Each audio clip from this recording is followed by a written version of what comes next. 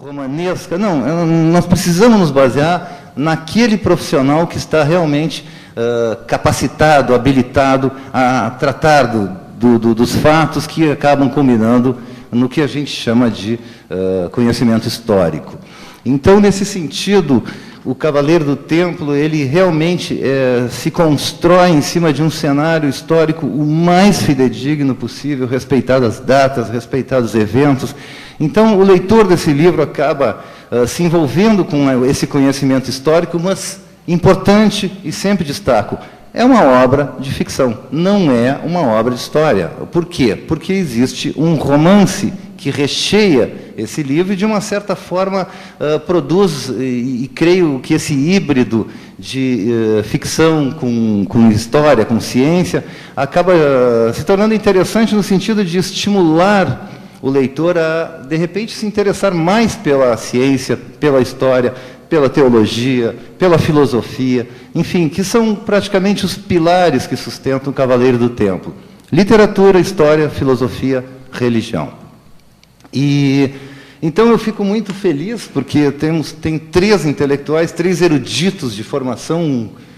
Não tem coisa melhor que sentar numa mesa de bar, como a gente sentou no Salvador, né, no congresso que teve, no encontro da Associação Brasileira de Estudos Medievais, que eu tive a felicidade de participar. O professor Rivair esteve presente, o Jorge, amigo do passado, e o Frei Rovílio, que eu estou conhecendo agora. Pela primeira vez sentamos juntos numa mesa para conversar. Então, enfim, esse fascínio que eu tenho é o mesmo que vocês têm e que, felizmente, eu consegui traduzir dentro de uma obra que é bastante ampla.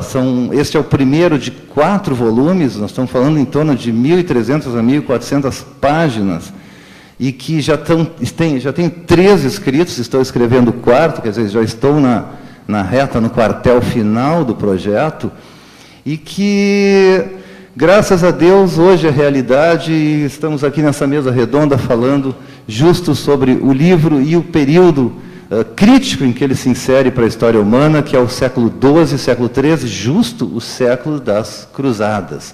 Essas cruzadas que rompem no século XI, a partir da conclamação do Papa Urbano II, em 1095, e que vai se estender ao longo desses 200 anos, e que não é por acaso que, ao longo desses 200 anos, se dá um contato muito mais íntimo entre um Ocidente feudal, ainda, né, influente pelo barbarismo da Idade das Trevas, a chamada Idade das Trevas, há um Oriente já culturalmente superior, tanto presente na cultura bizantina, quanto na cultura islâmica, quanto na cultura judaica, e todos esses elementos se fundem no Cavaleiro do Templo através de personagens fictícios criados por mim e que se mesclam com personagens históricos diretamente. Então, nesse sentido, é uma experiência rica e, felizmente, estamos aqui agora tratando justamente disso. Então, seguindo essa história, eu queria voltar ao professor e Frei Rovílio, a questão da teologia, a questão do cristianismo, porque esse cristianismo que nós conhecemos, o cristianismo ocidental, o cristianismo da Igreja de Roma, ele realmente se estabelece a partir do século XI, quando ocorre o cisma das 2 igrejas, a Igreja Ortodoxa Grega e a Igreja Católica Romana. E, a partir desse cisma, então, a Igreja se emancipa dos tentáculos bizantinos e, finalmente, pode exercer seu poderio sobre um Ocidente, exercer sua própria teologia, e, a partir de então, nós temos essa Igreja que hoje é a nossa realidade. Assim como as universidades rompem no século XII e hoje são parte dessa realidade. É interessante esses vínculos passado e presente, como o professor Rivair disse, a Idade Média ainda está presente entre nós. Então, Frei Rovílio, por favor, seguindo a questão sobre esse momento em que, no século XI, a Igreja se emancipa, como é que isso se desenvolveu até os nossos dias? Bom, eu vejo... Bom, em primeiro lugar, o comentário que vocês fizeram não é uma defesa da Idade Média, é uma justificativa, porque, geralmente, quem trata de um assunto que é criticado ou condenado, ele tenta defender, não justificar os aspectos positivos. Nós colocamos o Renascimento e a Idade Média, nós colocamos podemos colocar o Renascimento como um subjetivo que já nascia junto da Idade Média, exatamente pela relação poder religioso e poder político. Era um poder libertário que vinha no pensamento subjacente. Quando nós tratamos na sociedade de um comportamento desviado ou antissocial, ele começa no subjacente. Por que meu filho se dá à droga?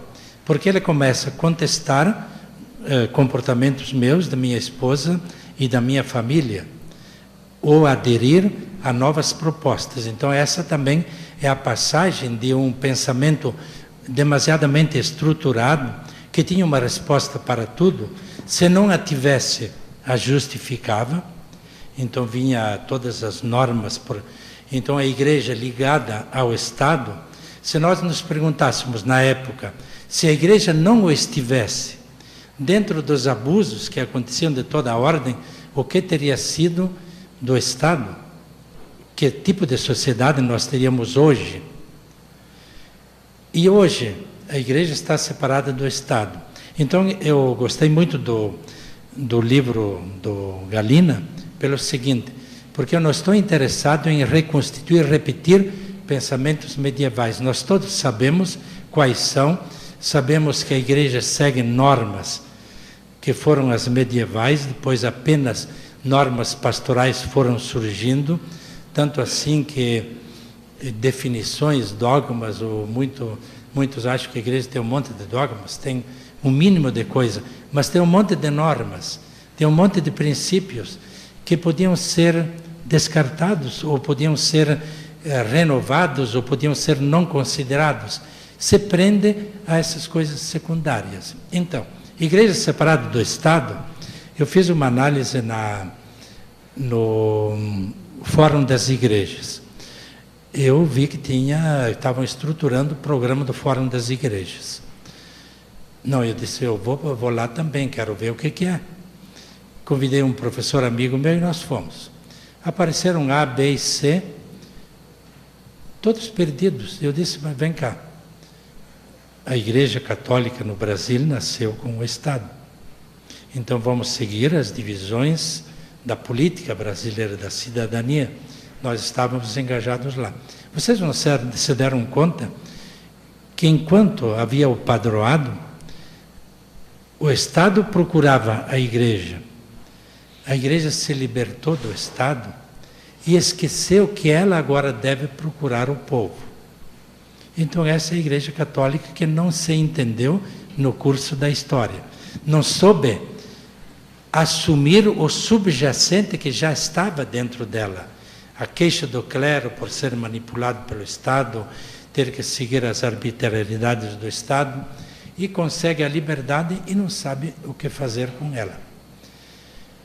Não tem hoje a discussão sobre a canonização de Pio XII, problema do nazismo, problema dos judeus.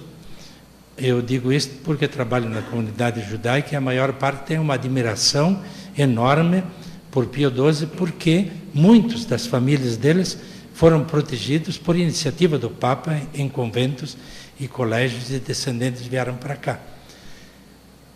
Se hoje São Bernardo, aquilo que você cita aqui, engraçado, são 2 metros de escrito São Bernardo. Santo Tomás, só a Suma Teológica, são 11 volumes, em fólio de umas 600 páginas, que eu publiquei bilíngue, e na época um bispo diz aqui assim, qual é a tua? Publicar isso aqui, agora numa época pós-conciliar, isso aqui é um arcaísmo. Eu disse, olha, excelência,